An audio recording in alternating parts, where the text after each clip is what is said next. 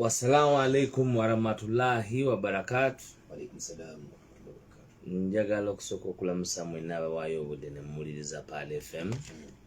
Era njagala n'okulamusa mwenna abatulaba ku mitimbagano mu nsi zonna gye musinziira, emitala America, North America, South America, Australia, Austria, Europe, London, Middle East, Qatar, Saudi Arabia, Bahrain, Oman, Dubai, Abu Dhabi, mwenna gye musinziira okutulaba.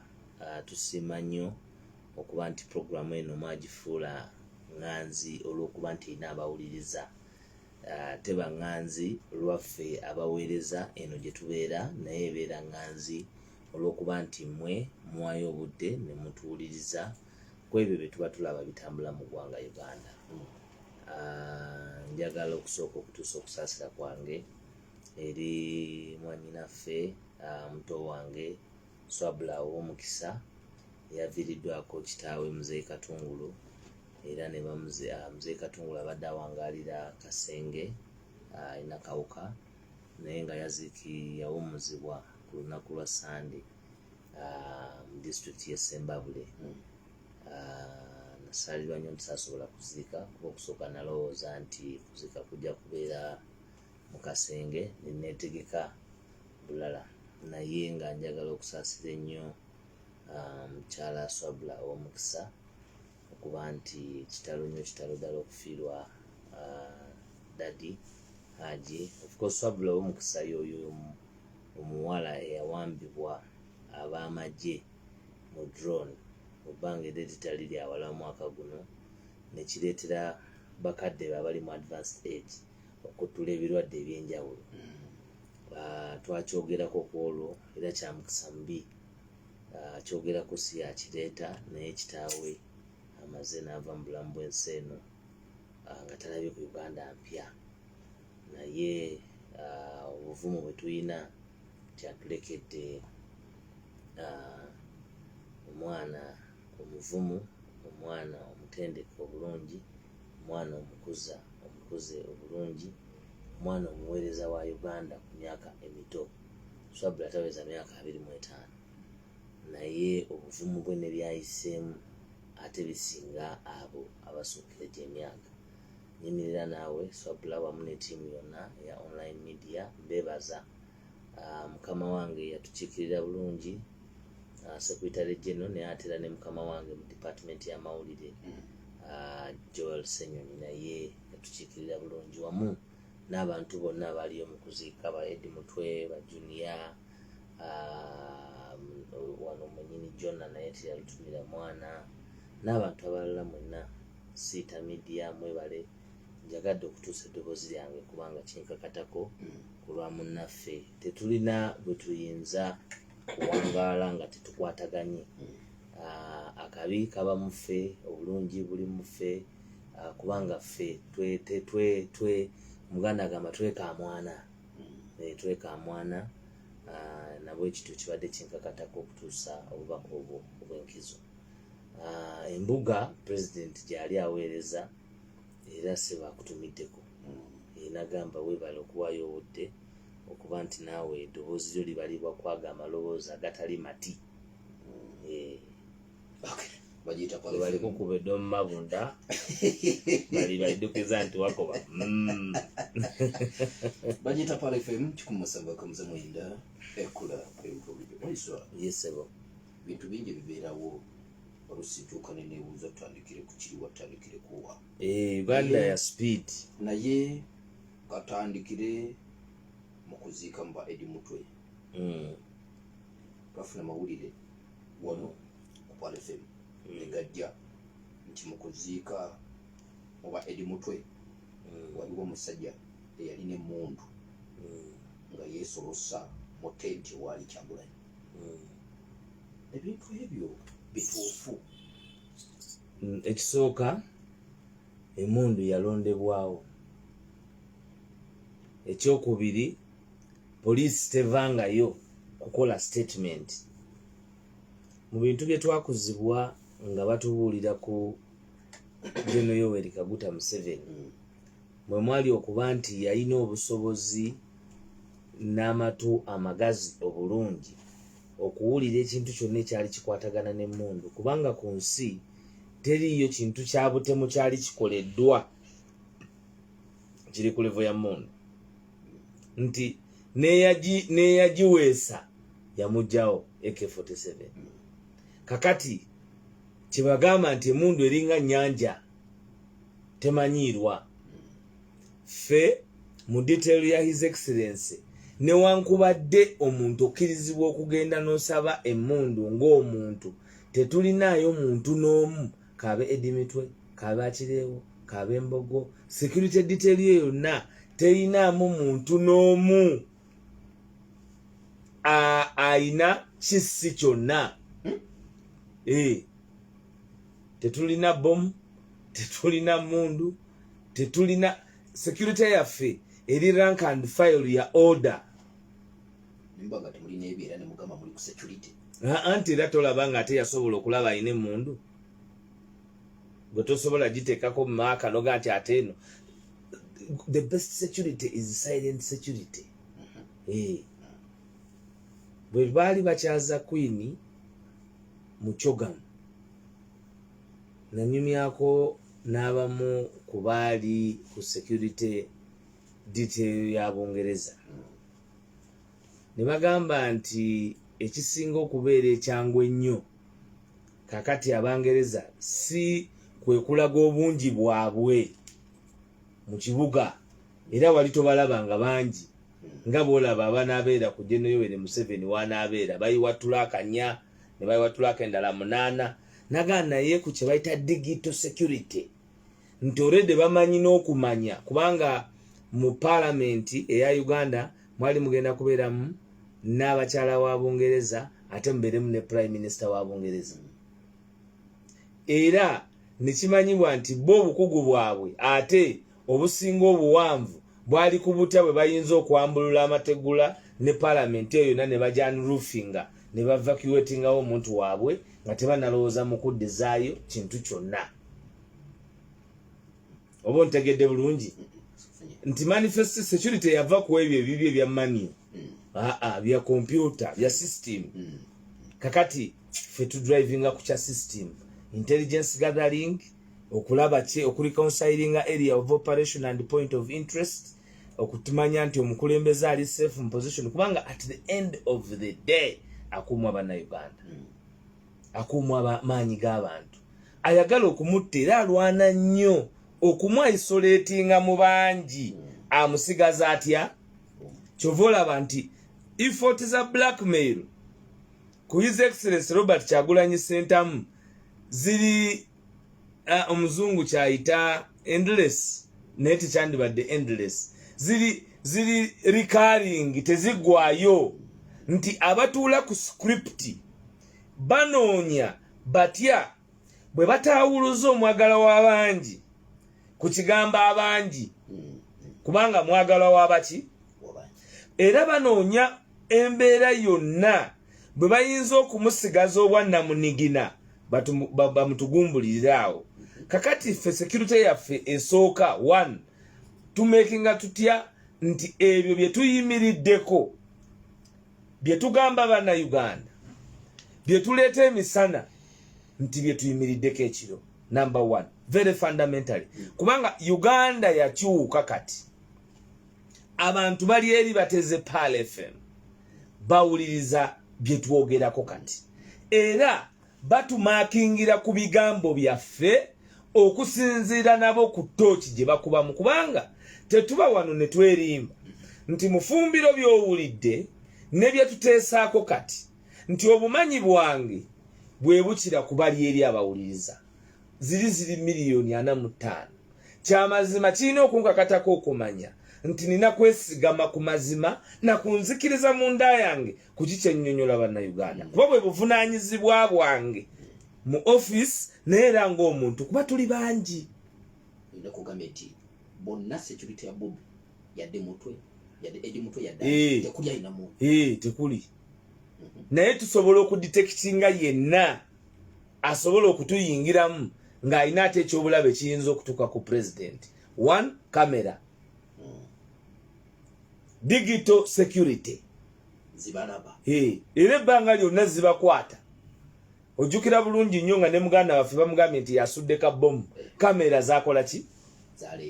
Zaleeta bwino. Era president atukuutira nnyo nti ku mulembe guno tulina okukozesa nnyo tekinologiya ne kamera mu ku advancing ensonga y'okumamulako nakyemalira. It is also a war front, technological warfare. Mu nsi ziri zinaggwadda bwe baali bakuba omusajja gwe nali nkunyumiza gwe bakubira mu Afghanistan omu Iran ya Jeno Suleiman yali Suleiman erinnya tujja kulijjukira naye baali bamukuba bamukubisa drone zokka ze ba programminga ne baziprogrammingira mu America ne zijja ne zikola omulimu ne ziddayo. Mu byonna kyengezaako kulaga nti agamawulire ge twafuna poliisi ekisinga okuba ekikulu nti paka leero eyavaayo n'egamba eggwanga nti erina intelligence erina okunoonyereza okumala kwefunye erina information. Bwe bagamba nti tulina intelligence eba evudde mu information. Intelligence yemboozi esuusu gy'ofuna nga ya kikugu yemboozi gye bayisiza mu kasengejja. Intelligence nti bwe bakeera kumanya nga baagala kutta Bobby, poliisi tesooka kugamba ku makya nti baagala kutta Bobby. Information eyo egiyisa mu kasengejja k'abakobukugu nefuuka intelligence okuba nti esobola okusharingibwa eri ensi okutangira ekyo ekyobukugu kye baba bazudde. Nekugamba nti tufunye amawulire ag'ekikugu mu security gundi zaffe sakozi zonna CMI police n'abalala bonna nti waliwo obulumbaganyi obwagenda okutuusibwa ku His Excellency Robert Kyagulanyi Ssentamu omwagala w'abangi. Ebyo bigambo bya police byenanga si bya Mufumbiro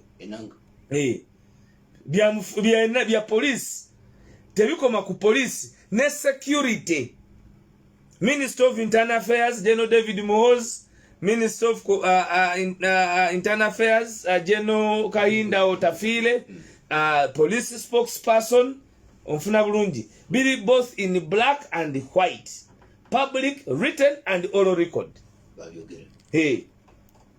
Netuzuula omuntu muffe ng'afaanana bali abenda gye nagamba ey'abantu abawamba His Excellency Robert Kyagulanyi ku airport ng'abafaananira ddala n'akomawo n'emmundu mu bantu ng'eri fully loaded ng'era eri cocked. Kubanga omuntu alina emmundu ye mu kiwata ate okookinga yaki. Kanzije tutandikirawo.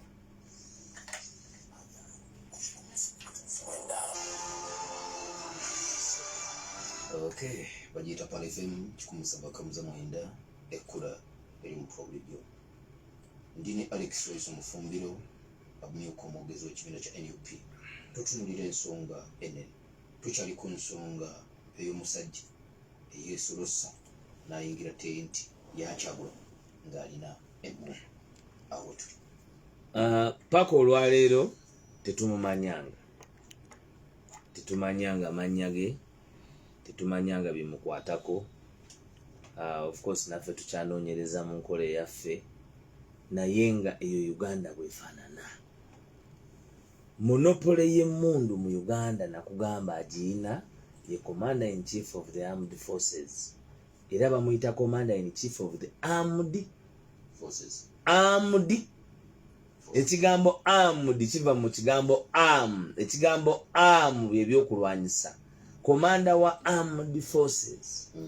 Commander in Chief of the Armed Forces. Kubanga segments z'endala zonna amagye UPDF eba nagikulira era n'aba ne sects zakulira n'aba ng'akulira eriyo overall commander newabeerawo commander wa Land Forces newabeerawo w'ennyonyi newabeerawo waki neoveeyo ago ge magye newabeerayo police newabeerayo prisons niwabeerayo intelligence naye komanda wa buli muntu gwolaba n'emmundu bamuyita General Yoweri Kaguta Museveni by name but by law commander in chief by constitution of the armed forces avunaanyizibwa n'ebisi by'emmundu byonna armed arms.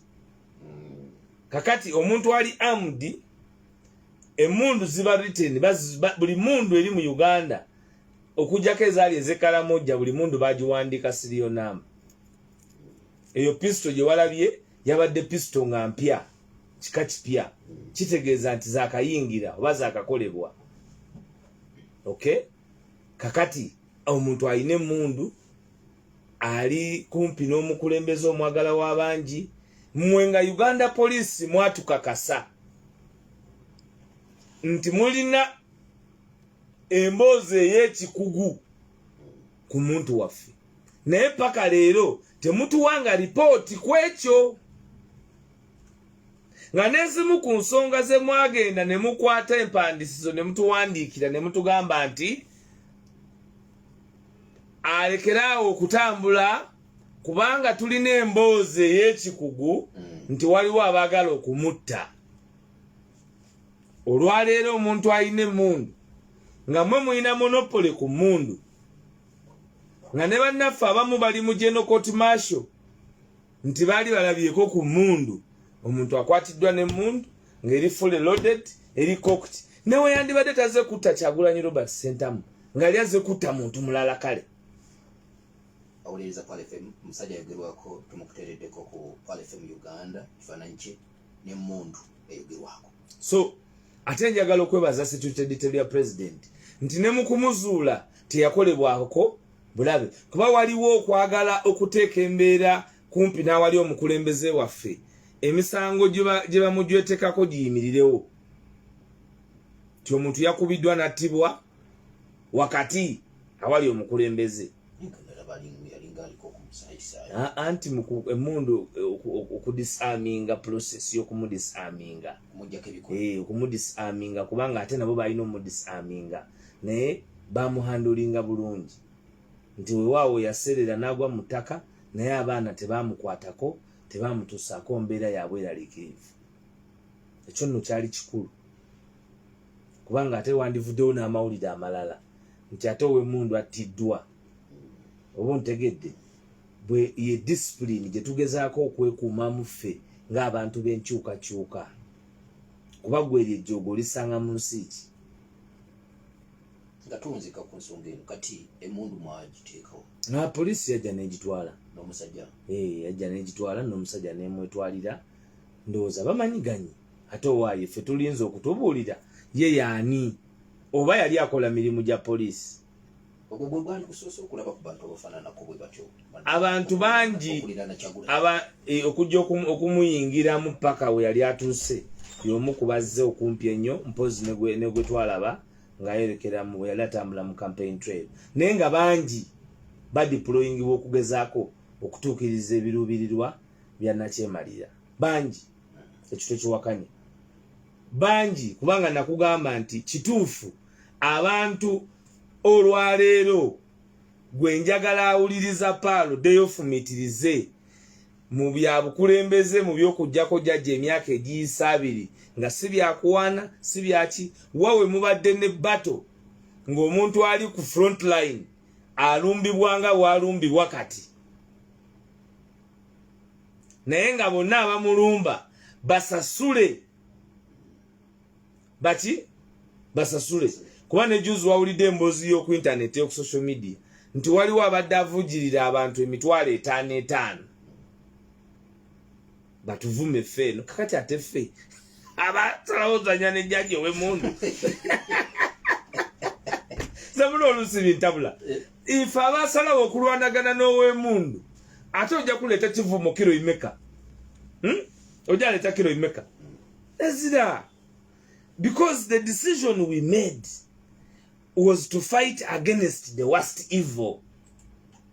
Gwe Kayongo omuntu ngatta asiba ayavuwaza tusomuzanyisa gwe tulwanagana naye byonna birina agulirira, ajweteka, alimba. Byonna ebyo bimenye mwe temulinaako na kimu. Singa twalina keeki, singa ffe tulina entebe. Nga kiriwa. Byonna singa twali batemu. Kubanga gwomanyi omuntu okutwala ekintu kyo naye ng'omulaba nti yoyo. Naye noddayo mu Bayibuli. Noddayo mu Quran. Nogaa nti tottanga. Kino kivaako. Nti oliba wakutta walibaawo emiwaata gy'okuba nti otta naye tottanga. Bagiyita Pale FM 107.9 ekkula eri Mufumbiro. Program bagiyita Namwatulira. Dine Alex Waiswa Mufumbiro. Njagala tuyingireko munda mu lukiiko lukulu lw'eggwanga. Leero anange manyi olwoyogera ku lukiiko lw'eggwanga nenga naye abawuliriza Pale FM abawuliriza programu eno ffe abagibeerako ne tubabuulira amazima bwe bagalaba baliirako mberenge bakola batya kuba twabibako babino byonna byonna enzira kiyaka kye tujja kwogerako nabagamba nti eno palamenti ey'abamafiya ababiri tebangawo era ne mbagamba munnayuganda kino kankiddemu teba munnayuganda yenna asuubira amakula gonna mu palamenti ekulemberwa Amongo Anita ne Thomas Tayebwa.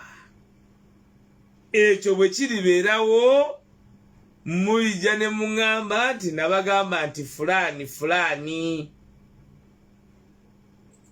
palamenti y'eggwanga n'editoriatinga ku ntalo eza internet ez'obubaka nti oli yagenze mu constituency nti oli erinnya yani n'omwana gwe Kinya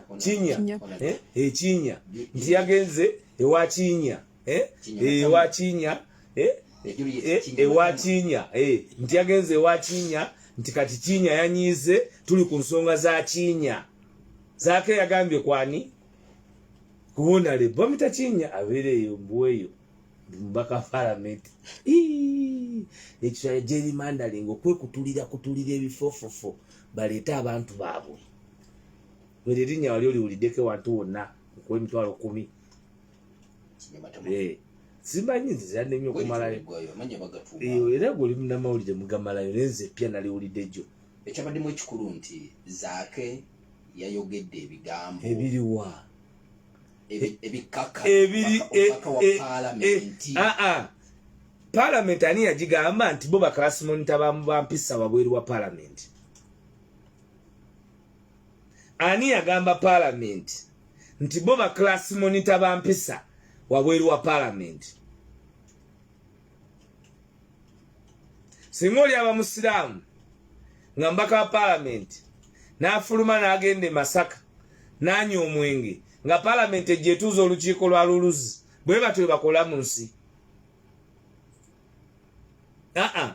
speaker deputy speaker oyo yasindise gundi mu lukiiko Tayebwa yabba amasanyalazi n'akwata omuntu n'amukuba kibooko nga yakuba kibooko corporal punishment an act oli bigambo an act actus reus ekikolwa actus reus ekikolwa yalina mens rea ne actus reus yalina obwongo n'akwata omuntu namwajamu n'empale eyo erimu gijjeemu ne bamukuba kibooko Tayebwa akuba omuntu ow'amasanyalazi amukutte ngabba amasanyalazi bakwata Tayebwa speaker ngabba amasanyalazi eyamukwata n'amugalamiza mu kikomera kye n'amukuba kibooko n'amuwonyula kibooko biseera kibiyogera anomizayi wakowa awairayi wakowa tiwamana Kayongo tiwamana lwaki omusango ogwo tebaguleeta mu luluzi andi simanyi palamenti omusango gw'okukuba omuntu kyogamba gwo mutono nnyo omusango gw'okukuba omuntu gwo mutono nnyo Anita Amongo bamunoonyerezaako okukulembera olutabaalo mu kalulu ka chairman LC5 ebusiya ne bakuba omusajja ne bamubbako ssente era abantu babiri bakyajinge lwaki ogwo tebaguleta mu parliament mu rules committee Bukedde ababba Mabaati lwaki tebabasindika mu kakiiko ka mpisa aka parliament eno parliament efaayo ennyo kubanga Zaake bo balina okwematiza nti Zaake alina okubanga tatudde mu parliament kubanga ayogera amazima. Olinaga nti yagambye mbu beetunda tebeetunda. Can they challenge Zaake in any kubanga kooti bino ebirala balina kubitwala mu kooti bwe ba defamation Zaake proving nti yayogera kalebule oba si kalebule obwo buvunaanyizibwa parliament tebulina ne bwe mubwewa. You are not caught. Kati kino kye baakoze okusindika Zaake mu kakiiko k'empisa Malyaga Nsimbi kye kisooka Zaake yakawangula akakiiko ako ne banne baako ne parliament twali wano nenga nti bamala ssente za muwa musolo ajja kuba wangula bamugobayo banyage kubanga kye balwanira bino byonna ekibalwanya okulemesa Zaake okuba kumpi wali we batemera okubba ensi eno nti yajja kujja ensi agikole ki kubanga alina bw'aba ali munda muli Abannayuganda amaanyi g'abantu ge gamusindikayo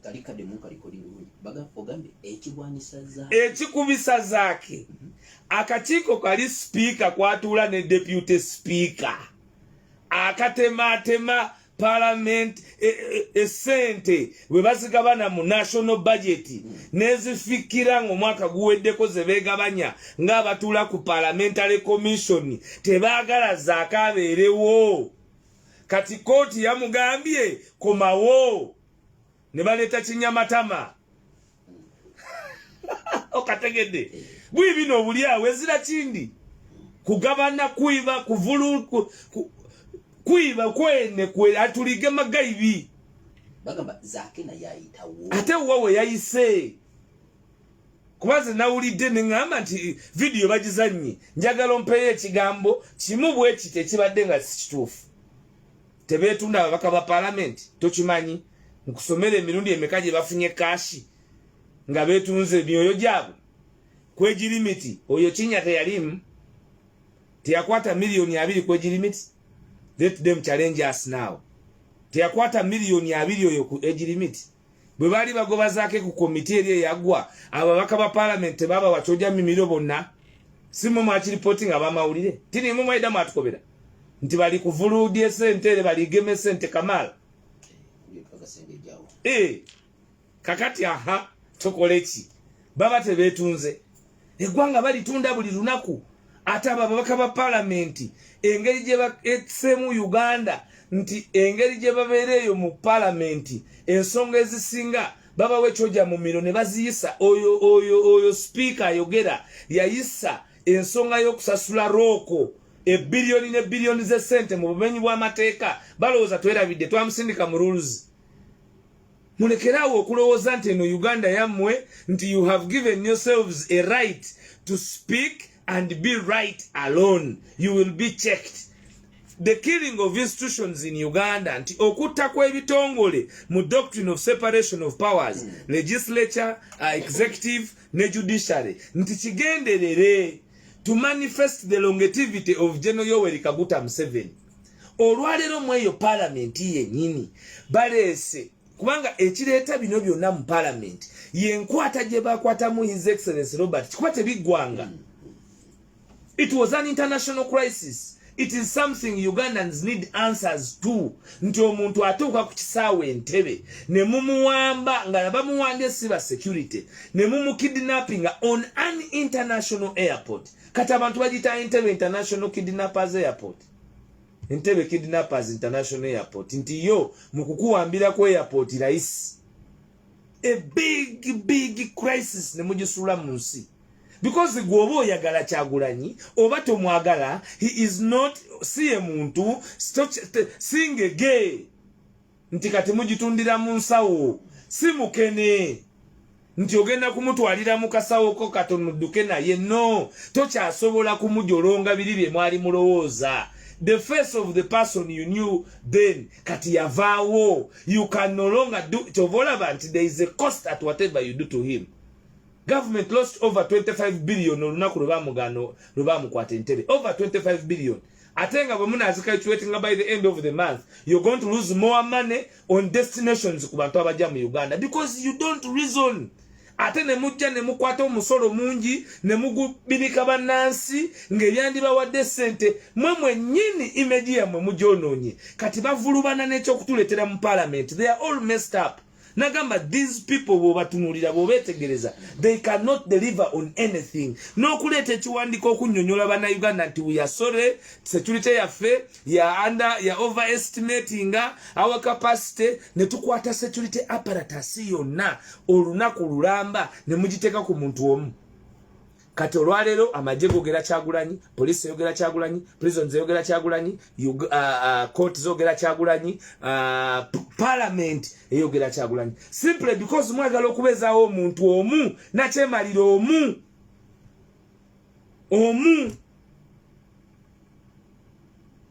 Nti video bwe batuuse okugiraga eraga ebikoleddwa bannansi.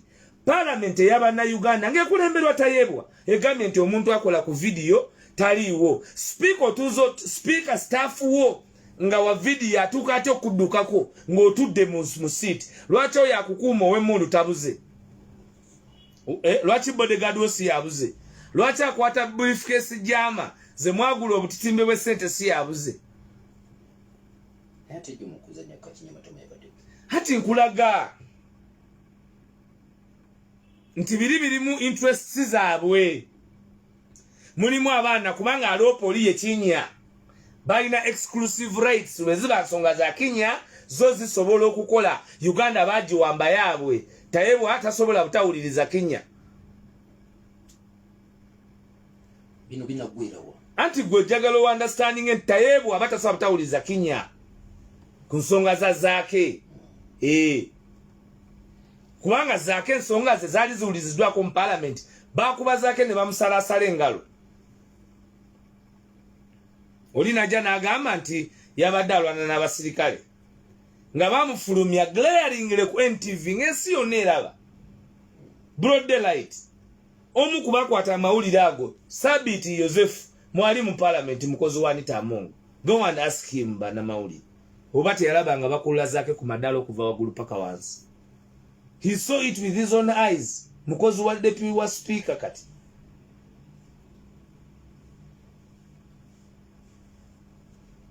And tusobola kukwata kintu kiri ebikwata ku ggwanga babizanyiramu. Kasita bibanga bikwata ku Uganda ebyo byo babizanyiramu. Kasita bikwata ku Uganda ebyo baba sorry. Tayebwa yalabudde nti tajja kukkiriza kazanyirizi mu parliament ebyo zaake byaleetebwa. Ate kati ekyo kyabadde mu parliament ye kazanyirizi. Nkubuuzizza ye bwe yakuba omwana kibooko kino bakimbuulize Tayebwa bwe yakuba omwana kibooko bamutwala mu rules committee ki? Kubanga mutugambye nti ekiri ebweru wa parliament kijja butereevu mu parliament ne kigenda mu rules committee ye kooti yammwe. Lwaki babadde bakwata MP w'omu mambuko we $5,500,000 rules committee si yamusibye? Let's tukozese obwongo tulome kubeera emotional okweexposing anti tuline fitina tuline nge zino institution ze mutuddemu mwe Batayebwa. This is not personal property. Therefore buli bwe muba mugenda okukola decisions zireme kubeera personal emotional decisions. Kuba bino si bya boyfriend girlfriend. Bintu bino bya parliament simanyi bulungi. Bayinza okuba bagoberera rules of procedure. Tewali rules nkubuuzizza we zibanga rules lwaki zikola in isolation ku zaake. Mwakozesa enkola y'emu eyaloopa eya prosecuting anaakola buli kimu ne mugoba zaake ne tujja ne tubagamba nti bannanga amateeka ffe ge tumanya amatono mukoze ensobi. Olwaleero ani mutuufu okusinziira ku ruling ya Constitutional Court? Ani mutuufu? Why would we go all that far?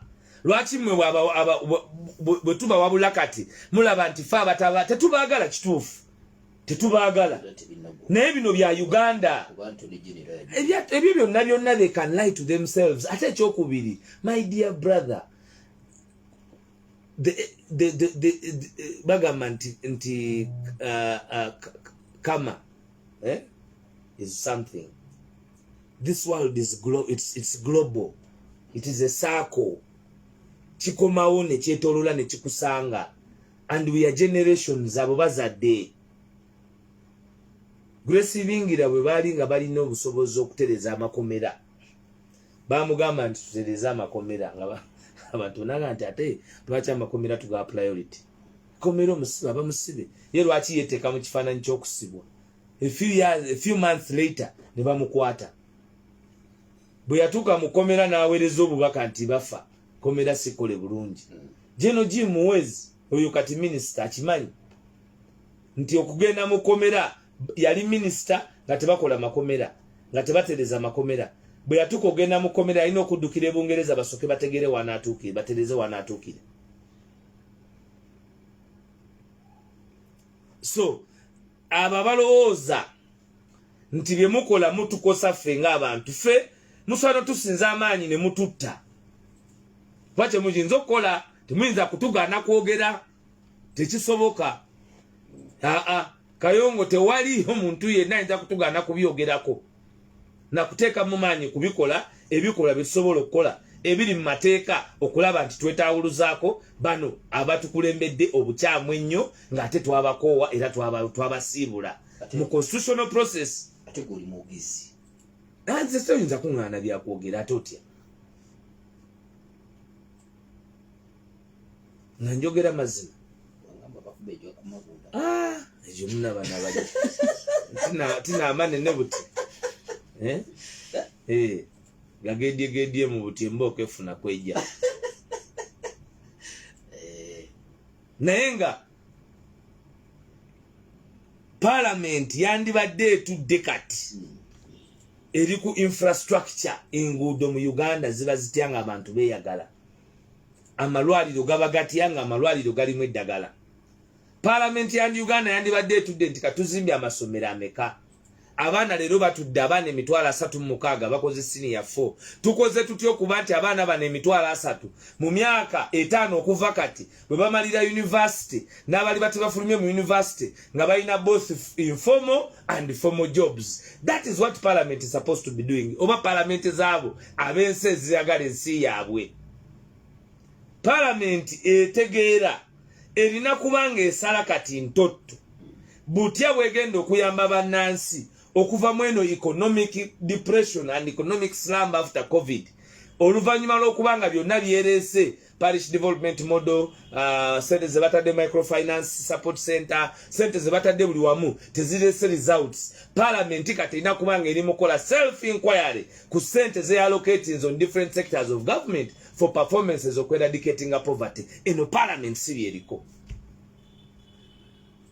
Parliament erina kubanga eri mu improving technological stats z'ensi, because being a landlocked country bwe mubanga muyambiddwa nga human resources sobola okubeera tapped, nga bakozesa technology, nga bakozesa ebyuma ebya science, muyina kubanga mu evolving capacity yamwe mu science okuba nti abantu bamwe basobola okubanga ne baba bakolera wano they are employed, naye nga bali employed in a system that is supported by government systems.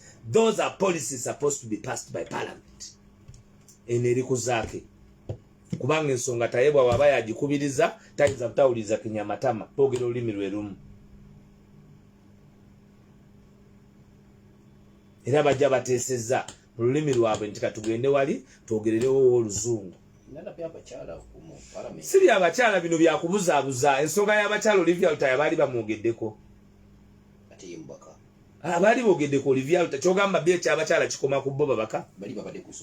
Lwita na Bukenya gwe baatemula baali bamwogeddeko. Poliisi yavaayo negamba nti kamera ezaayo enagulu ku headquarters zaali teziriiko. Walabayo omukyala oba oyo Kinya ng'akoze ekintu kyonna. Anti mukyala. Marinos wawulirako nga bamaze okurepinga Marinos. A statement yonna eve wa Kinya olwaleero webaza okubalaga vidiyo kiki bakoze parliament esatuluse kubanga mbu alaga vidiyo gye batagala kulaba. Alaga vidiyo y'Abannayuganda nga batulugunyizibwa, alaga vidiyo y'Abannayuganda nga bawambibwa, alaga vidiyo y'omwami Busuulwa gwe basala ne basiga obulwadde bwa Bukenenya nga basse munne ne bamunywesa omusaayi, tebaagala kubirabako. Abo bennyini babeera mu parliament ne bagamba nti bano abantu bapangise. Nsi ki mwopangisa abantu abalina obuvune bwe butyo ng'era mulwa n'omuntu ategeera? Nsi ki? N'ogamba nti muyinayo ensi erina abantu enkumuliitu bonna balina obuvune, omu talina kugulu, omu talina mukono, omulala mwajavaako, omulala bamusala ki, oli bamulene mga nti ensi nti abo abantu nti baba bapangise. Era ne mga nti waliwo gavumenti, era n'owa gavumenti najja nga ye ame spokesperson asasulwa musala gw'Abannayuganda aliko ne fulaga y'ensi n'agamba nti abo bapange basasule. Ensi erimu such casualties. Newezibanga, they are casualties of your own infrastructure. You are supposed to be apologetic to the citizenry, not to be boastful. Bajita pala fem chikumi musaba kumza mwenda ekula improve Waiswa. Sabiti wede ndingoberera ko Ensonga Ezobyobufuzi. Endaba akulira kachiko kedembere obuntu muri muwangadia. Ayete mengalike. Ngagamba nti omuwendo gumwogera abantu abawambibwa. Sibweko. Omwogera abantu bangi. Niye bwe yakoze okunoonyereza. Yerabyeko abantu 12 be bali mikono gya gavumenti. Then birala mwe tumanyi mu bijja n'abalala boogerwako takakasa nti oba byabadde bingi bimanyi. Tutandikira awo. Ekisooka yakkiriza nti abantu 18 bamulemye okutracinga babula. Omusango gwe twamuwaabira nti gavumenti yabuzaawo abantu. Ye mwennyini nakkiriza nti abantu bakola ki? Babula. Kakati bw'owuliriza omuntu agamba nti omuwendo gwe mwogera mungi naye waliwo abaabula baabano, lwaki tuba twogera mungi? Yakkiriza nti abantu babula mu Uganda. Kakati yerevo wali nti tebali 4 bali 2. Kakati teri muntu akkirizibwa kubula, twogere ku gana 2 kale.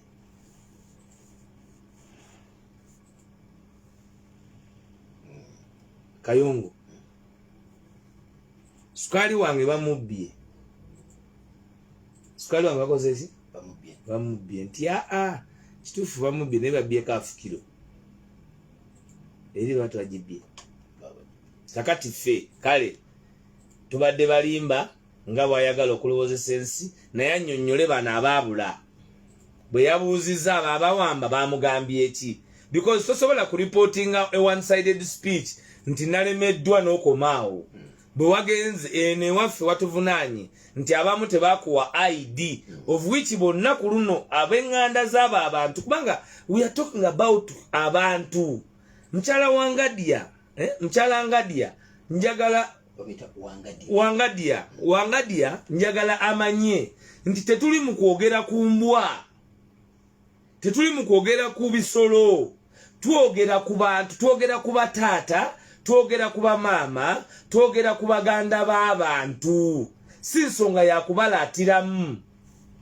Kyekitulukwasa ennaku nti eyo ensonga enkulu bwetyo ku parliament gye tusasula omutitimbe gw'essente ne tubawo omutitimbe gw'essente tesobola kugigoberera, naye esobola okugoberera ensonga ya Kinya, kubanga Kinya ayogedde ne tayeebwa.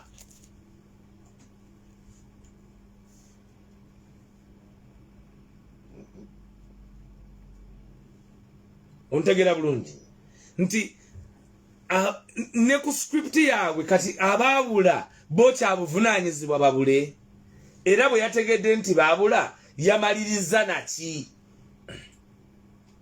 Okay, ekyokubiri ayina be yayogeddeko nti balika, naye nga emyezi okuva lwe twamuwa ensonga eno okusukka omwaka agikomezaawo leero nga wabaddewo period nga n'abamu bawanduukuluddwa gavumenti on our admission. Kuba bino ebintu byetwogerako bya bulijjo. Eriyo munnayuganda atamanyi nti Kavuma Jumashid yali muwambe? Tera yateebwa mu Desemba w'omwaka oguwedde. Eriyo omuntu yenna atakimanyi ekyo? Eriyo omuntu atamanyi nti Kavuma Jumashid baamukuba essasi mu kisambi? Eriyo atakimanyi? Ani ayagala tukimutegeeze? Oba yesi muntu? Okay? Nabbanja Saba Minister n'abavubi okusinziira ku bigambo bya General Kaguta Museveni nti eno line up ya leta y'abavubi. Nabbanja mwenyini ku parliament yakkiriza nti Kibalama be bamulinanga gavumenti.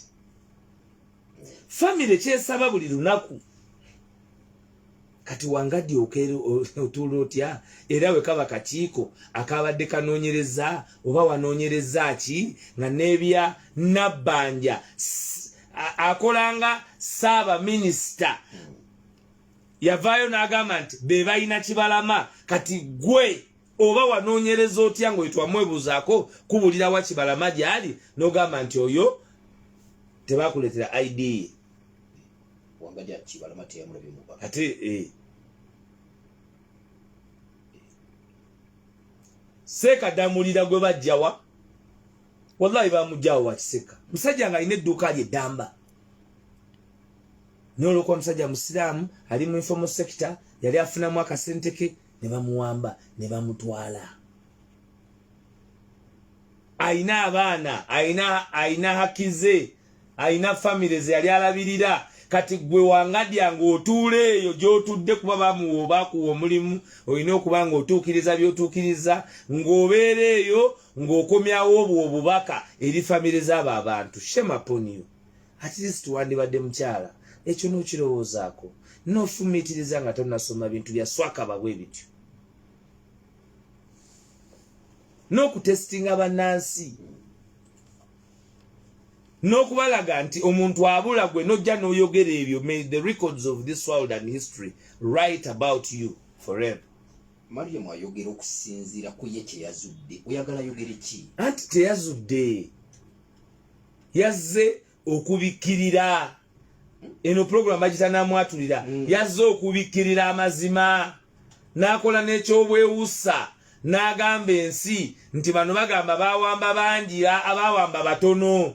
Okuwamba kukirizibwa akakiiko k'ebyoku ka human rights kaina human rights quantum nti bawamba abasatu. It is a serious case oba every case was taken as an individual case because omusango ogutwalibwa mu human rights tetutwalayo bantu nga national unity platform nti tututte kirindi. No, every case is an isolated case nti Damulira nti bamubuza. Okay? Nti Kibalama nti bamubuzaawo family etedanga mumulabako.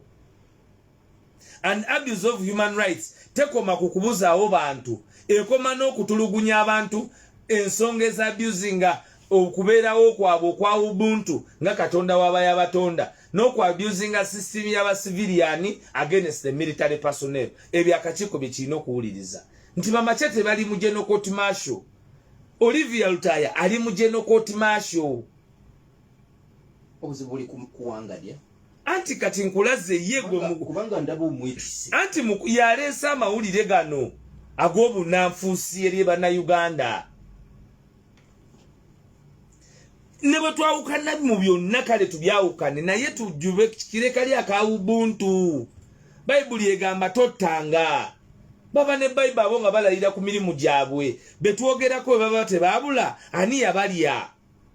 Kwa family ganga mutubulire bafu baba bafu mubatuwe tubazike ne mu lutalo Kayongo bwofire wala balwa nokuze kwabobwe at least abantu bafuna omukisa ogukuzika no bate bakuzike nga government yeri kusigaza ere kuzike nga hiro abantu bakomyawo n'enjole bakomyawo n'emirambo gy'abantu after years ne bakomyawo magumba ne baddamu ne bakuziika okwabobwe bagamba mmwe abaatwala Kibalama mmwe abaatwala Ddamulira gavumenti nga Nabbanja akkiriza mubabuulire ekituufu mwabalya mwasigazaawo obugalo mwabukwekawa.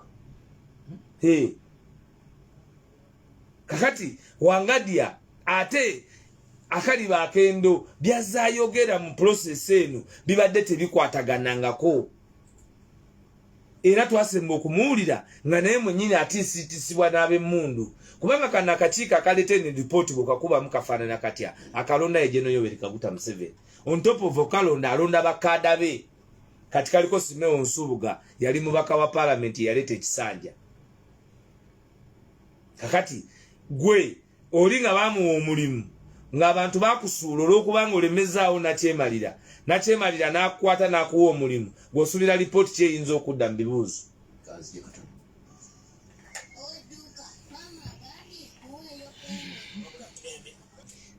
Bagiyita Pale FM 107.9 ekkula ery'omuntu wa bulijjo.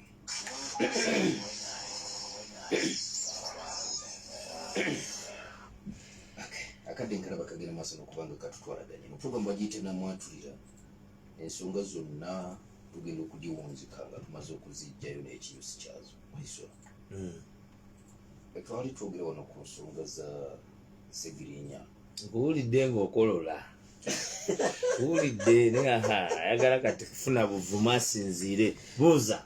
Twali twogera wano ku nsonga za Segirinya Muhamadi nondaga nti ebisi by'amaanyi naye ensonga zino zaali z'amaanyi olaba zireeta sekuritale gimu n'aziyingiramu mpuliddeawo nga mwogera ng'okoona ne ku pulezidenti n'ayingira mu nsonga zino. Ensonga ezo zaali nene tulaatirebo limanye omusajja ayogeramu katono tojja kunziika. Kakati ekisooka ffenna tuli bantu nagaana okuzoogerako kubanga Segirinya nange tulina bye tukoze ffenna kumala ebbanga ppanvu. Tuli ba Luganda ate nga tubadde mu bintu bingi wakati mu Wakanya na Kyemalira. Era omanyi bulungi nti ne bwe najjanga ku rediyo kuno saayisangawo puroguramu nga tetwogedde ku Honorable Segirinya ne Honorable Alan Sewanyana kubanga nagamba nti bombi ng'oggyeko politics tubadde n'enkolagana nabo ng'abantu. Bwe nali mpa obubaka bwange bwe nali mpa nga ndi emitala ekisooka nali saagala kujjayo kifaananyi abantu kye bajjayo naye abantu ba propagandist ba NRM nga bakulemberwa Muhammad Nsereko baakozesa obubaka bwange bwe nawa okubwambaza ekifaananyi nti nze nali ngambye nti Honorable Segirinya si mulwadde. Naye mu katambi akaddamu ne kafuluma nali actually era musabira awone naye nga ndaga nti waliwo abakozesezza omukisa naye kyakkiriza okumukwata Vakaland ne bakozesa embeera gye yalimu okuvoola ekibiina kya National Unity Platform. Kati bwe nawulira bye yali ayogedde byankwatako ng'omuntu kubanga kyamazima nali shocked ku byo. Oli tulina enkolagana twogeraganya ku nsonga ezibadde nnyingi mu bulamu bwe nga bwe nkyogedde olwaleero teriyo nsonga ya Segirinya nze gye sibaddeemu personally. Bwe ngamba personally nno nze ntono ensonga zojja okunsangamu personally naye bwe nkugamba nti mbadde mu nsonga ze personally ne bwe tubadde tuwayamu ne Secretary General kibadde clear nti tumanyiganye kiwanvu. So saakiraba nti kyali kyetaagisa nze okwongerawo omuwaatwa kubanga waliwo babakyala kimpadde abavujjirirwa ssente zetumanyi kati n'omuwendo okulipira ebyo byali bigenda mu maaso okwongera okuteekawo olukonko wakati wange ne muganda wange Segirinya.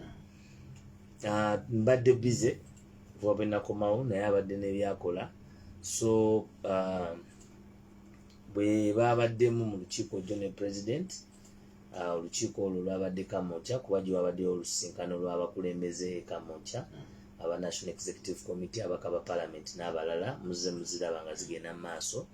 Saabadde mu lukiiko olwo olw'obuvunaanyizibwa obulala naye mu lukiiko olwo era Pulezidenti yasinkanye ne Ssegirinya nekiragibwa nti Ssegirinya yabadde ayagala tuddemu tusinkane tukolagane ng'abooluganda kubanga kyamazima ffe tuli baaluganda. Ensonga ate ekikulu Pulezidenti kyazze atusomesa ffenna nti tetwetaaga kubeera ba mukwano okulwanirira ensonga etugatta. Ensonga etugatta era eyagaza nze abantu okumpuliriza wano ku radio okuba nti nkiikirira ebibaluma. Kati ffe abalina amaloboozi ag'enkizo okukiikirira bannansi ku bibaluma bwe tuvaayo ne tugaana okutambulira mu kukkaanya kubanga nnyinza okukeera ku makya ng'embazzi gye neetaaga okukwata okuba omuntu ku mutwe ate agimpeereza yaani ye Ssegirinya kubanga Ssegirinya nze neetaaga ekirala ekiyinza okumuggusa wayinza okubuuka. Kakati kibadde kitukakatako era ffe ng'abooluganda bino byonna nga ensi ekkakkanye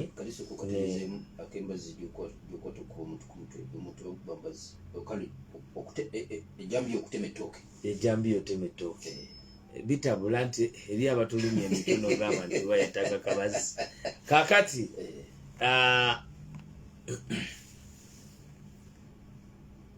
ogambe nti oluusi waliwo ababasonsikamu so ne tukiwa obudde. Leero bwe tusinkanye ebigambo abyeyogeredde mbiwulidde. Alabye nga ayogedde ekituufu nti byalimu obusungu byali tebisaanidde era n'agamba ensi nti tumanyiganye kiwanvu era ebintu bye ebisinga mbibaddemu byali tekibadde kyakwesonyiwa kibadde kyakureconcilinga kukkaanya okumanya nti ffenna omulabe waffe Gen. Yoweri Kaguta Museveni nze munnange Kayongo obuzibu bwange kati tebulina muntu yenna tebulina muntu yenna nze namanya ekizibu kya Uganda ye Gen. Yoweri Kaguta Museveni kati teriiyo obusungu anti mpulira teriiyo obusungu gwe bwinza kunteekamu nenva ku mulabe nenzira ku ggwe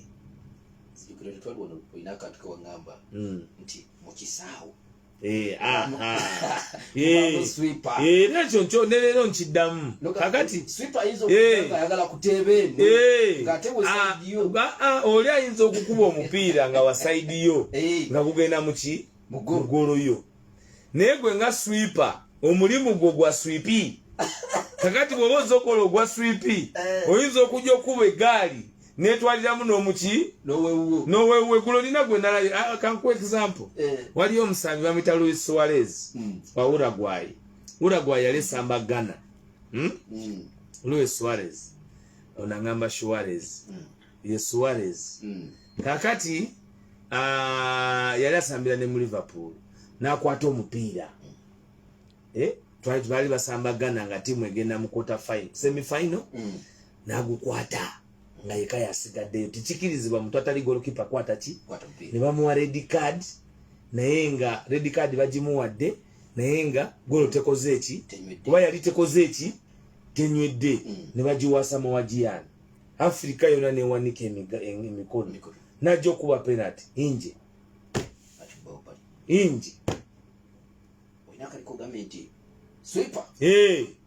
kakati naye ne bwamala akwata ku defender n'agamba nti owaye Seji tuddemu tukone mupi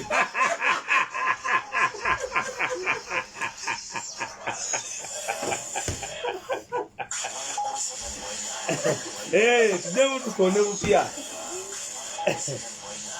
Made kugamba Uruguay. Okay, bajita pale FM chimusamba kabuza mwenda ekula. Ekyo kibayita NAMWATULIRA. Tolaba ko solo camp bero fe twagulabire nnyo waseno. Ngamala nakayana mwawo nakasenge ke bashire kolo. Newe bamaliza ali naga tukole ki tugende maaso. So ensonga enkulu kwe kuba nti fe n'obuvunaanyizibwa bwe tulina bweyazike era tetulina kukyerabira bw'amaanyi g'abantu.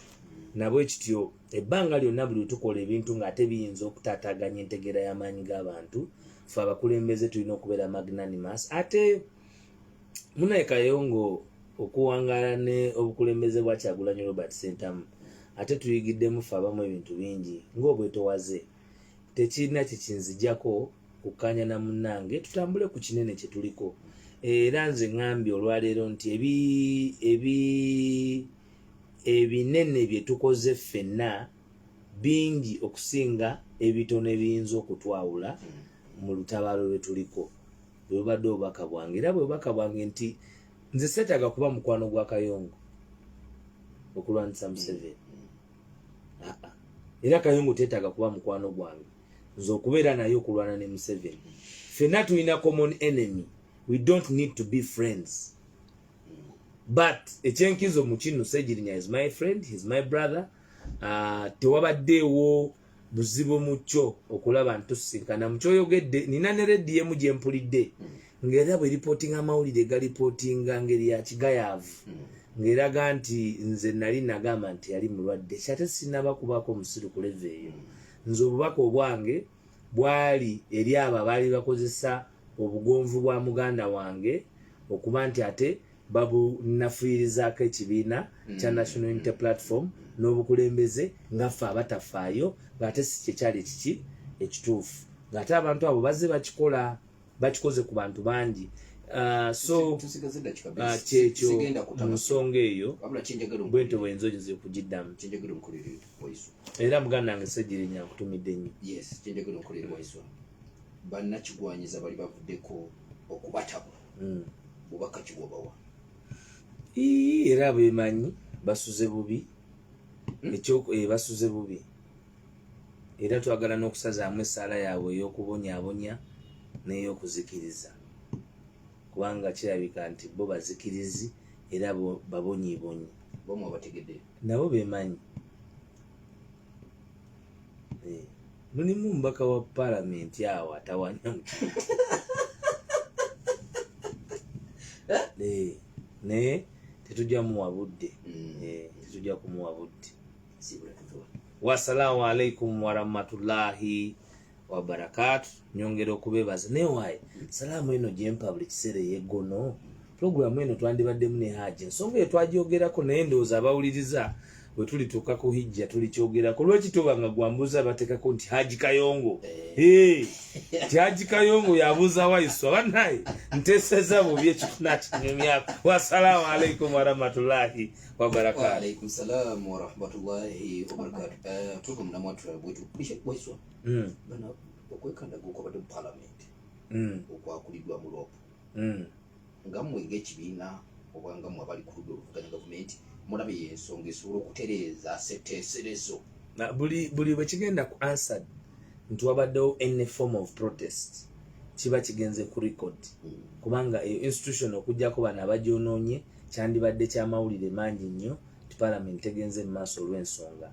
Naye buli muntu alina okukola ky'asobola okukola. Tetufaayo buli muntu wabanga ddoboozi limu n'okuba nti basobola okukikkanyako bonna ng'aba opposition ne kibagatta ffe tulowooza naye bansonga nkulu. Kye tuliko kwe kubuildinga obuyinja obwo obw'obumu obusobola okutuyamba ffenna okusituka omulundi gumu ne tugoba bano abatono abanyunyusi abali ku ggwanga lyaffe. Kyova olaba mukiraba nti bwe babeera n'ensonga beegatta nti kyabadde kyangu nnyo kya kinyamatama okufuna tayeebwa kubanga be bamu.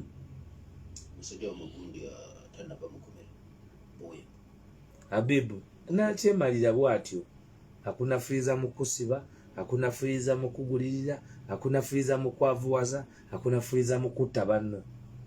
That is his policy.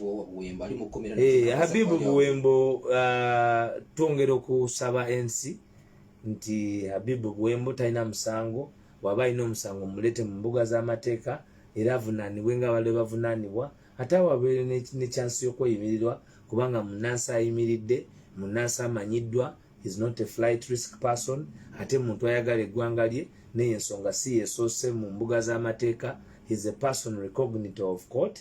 Nze ndowooza nti bandibadde bawuliriza his bail application era ne bagimwa. Muganda wange Buwembo, that is the price people pay. The price abantu gye basasula yanjawulo. Olwaleero nze nnyinza okuba nga kirala kyekyetegekeddwa oba kirala naye ekisinga okubeera ekikulu nti ffe ng'abantu kwe kuba nti twongera okumusabira n'okukola kyonna kye tulina okulaba nti tukola ave mu buwambe bwalimu naye nga ffenna mu nsi tuli mu buwambe. Leero obuwembo ali mu mbuzi ekogga, waliyo gwe gwe bawambye mu nsawo, waliyo gwe gwe batwalidde takali, waliyo gwe gwe bakutte bizinensi yo ne bagimenyawo, waliyo gwe gwe bataddeko omusolo nga toguwulirangako, waliyo gwe yazimba akayumba ko wonna obupangisa nga kati bagala nako katekako omusolo nga bw'okasulamu. Yeyo ensonga lwaki ffenna nga bannayuganda kirina okutukwatako ng'abantu tulabe ntukyusa eggwanga nyaffe Uganda. Wassalamu alaikum warahmatullahi wabarakatuh. Wa alaikum salam warahmatullahi wabarakatuh. Asuba kubanga tugaziwa okusingako wano abadde kunga mugoberera Haji Makolo Kavuma buli kubanga kuli gabadde nno mazaalibwa ga Haji Makolo Kavuma. Haji keki wajindire ku keki Haji Makolo Kavuma wajindire ku ali enjano nyumba kakawali Abakar yankobere wae mwalirira manzaali ago. Wassalamu alaikum Kavuma Makolo. Alaikum salam.